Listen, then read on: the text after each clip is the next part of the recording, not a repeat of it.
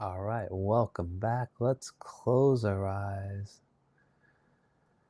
Slowly take a deep breath. Just see if you could observe your mind. Is it in the past? Is it in the present or the future? Just observe the mind. What's it saying? Is it echoing my voice? Now, once you can hear the mind, ask yourself, who is the one observing the mind?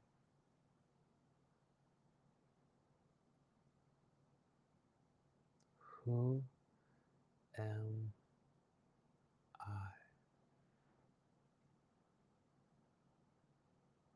You are that. Not the mind. You're not the body. You are pure, conscious awareness, the eternal observer, eternal witness within. All that ever was, is, or ever will be. You are everything, and everything is you.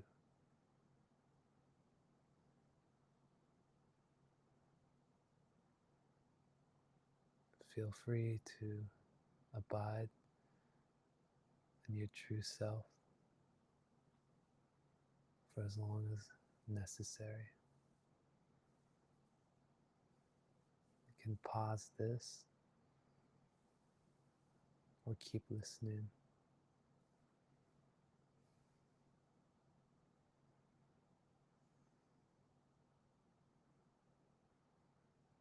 The sound of my voice should help elicit a connection with the observer within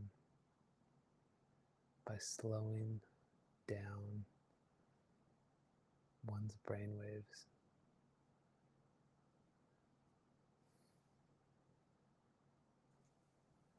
Sometimes this is why I will talk slower, as it's also a reflection of my slowed down brainwaves. Now, speaking of brainwaves,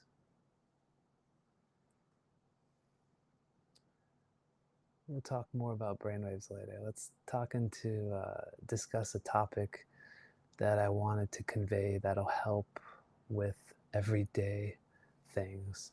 I may have talked about this before, but it is a very, very powerful and important method. Oh, before I forget, let's discuss the three methods need to be practiced as much as possible. Self-inquiry, mind observation type of meditation, uh, letting go, and the forgiveness method. The forgiveness method is very, very important.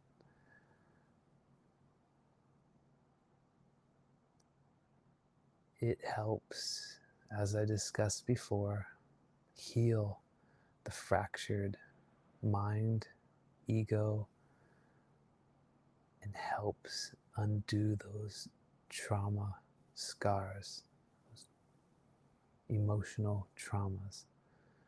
One way, one reason why we are stuck in this subconscious suffering is because 95% of our brain activity is subconscious, meaning our unconscious and subconscious mind controls a significant portion of our thoughts, feelings, and behavior. only 5% is conscious. And how you can heal those 95% or heal that is with the forgiveness, letting go, and to a lesser extent, self-inquiry. It's difficult to do self-inquiry without forgiveness, letting go first. And so when we talk about 95% of our brain activity being subconscious, we talked about the average person has 60,000 thoughts per day. 70% or more of those thoughts are negative. 95% of those thoughts we have today are this from same of yesterday. Most people are in negative thought loops. This is creating a negative existence, a negative reality, negative feelings, and that loop just continues. Negative mind, negative feelings, negative outcome, just in a thought loop of negativity, suffering. So first I thought, change negative mind to a positive mind. It's still the ego, but it's more of a better form of the ego, I suppose. Ideally, we want to get to no mind, a still mind, quiet mind, as much as possible. How do you still the mind? Forgiveness, letting go, self-inquiry, mind observation. Ground yourself in the present moment. The mind wants to take you to the past and to the future. Get to the now, the present. Some other techniques that people will use, hand positions where you can feel something, breathing, exercise works well. Some focused, present activity.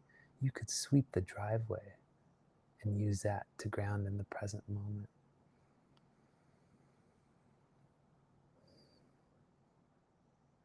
So, forgiveness, very important. Do the method that I explained on the third video. Need to do that at least. Do it 50 times.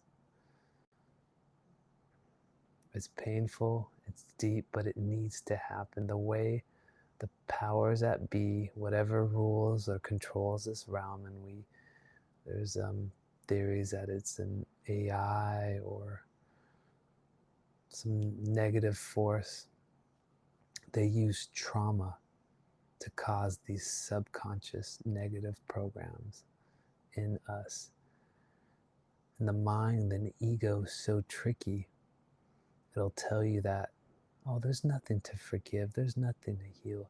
You're already self-realized. You're already self-realized. The mind will tell you that, and it's all a lie. From the day we're born, we're traumatized. Coming out of the womb is one of the biggest traumas. Spanked on the butt by the doctor, vaccinated, bright light from the doctor or hospital. And then from there on, it's just programming and traumas instilled to us from the time we're born. Teach us to be happy prisoners, to comply to everything, to not ask questions. We have a chance. You have a chance to escape this place.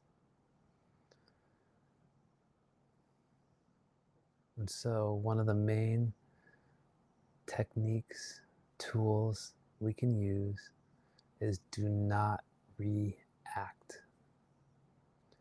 No matter what happens to you, no matter any experience, whatever someone says to you, do not react.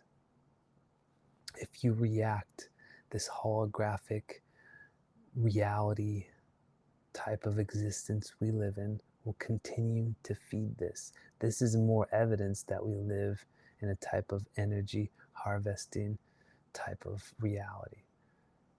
Whatever you react to will happen to you more and more and more. It's when you stop reacting that the things stop happening to you. And I'm talking about unpleasant things. A person cuts you off in traffic, you get upset. The more you get upset, the more it's going to happen to you. It only stops when you stop reacting. You could ask yourself, as soon as any unpleasant thing happens, ask yourself, who is the one that is upset? It's the mind as the root cause of suffering. Whatever is in charge of this realm installed all these programs through traumatic experiences. So we don't even realize these thoughts in the background. This is where mindfulness and awareness really comes in handy. Very helpful. Everything here is meant to take us away from ourself, our true self, to keep us from realizing the self. Do the best you can to stop drinking coffee, caffeine, nicotine, alcohol. Everything popular is probably a trap. Most pharmaceuticals increase the brainwave state to beta. This disconnects us from the stillness within and causes more agitation, chaos. I'm not saying stop your pharmaceuticals. I'm saying you probably want to work with your doctor on that and do whatever you feel you need to do.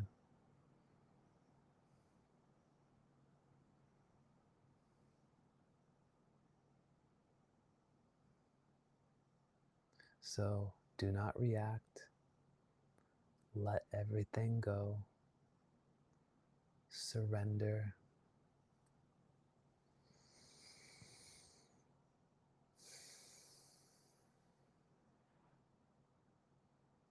Do not fight anything. The more you fight, the more that experience will happen, the more you'll have stuff to fight for. Leave the world alone. It's not going to change. It's not meant to change. Remember what I said before? This world is a suffering world. All you have to do is look at nature. The animals have to eat each other to survive. We eat living things to survive.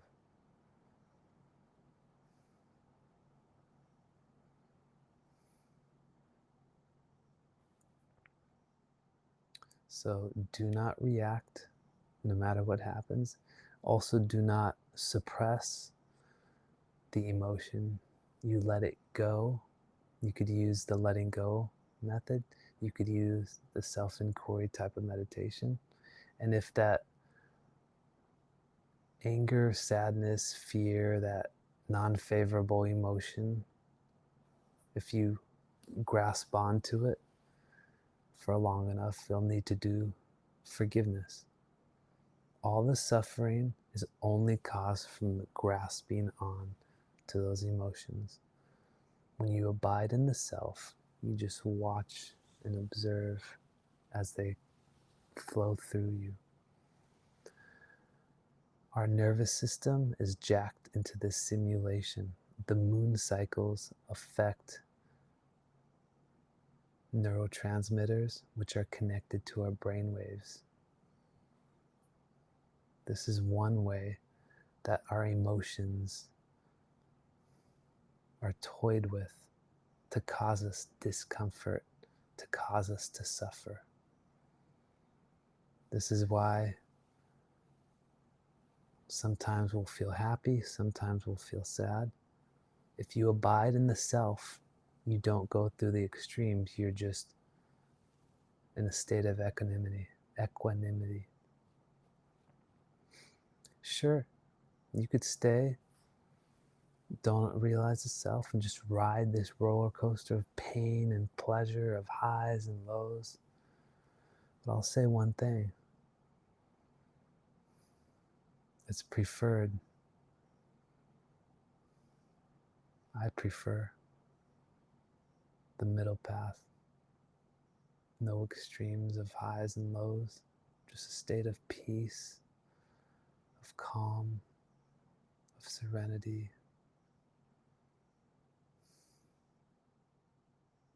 That is our true self, our true nature.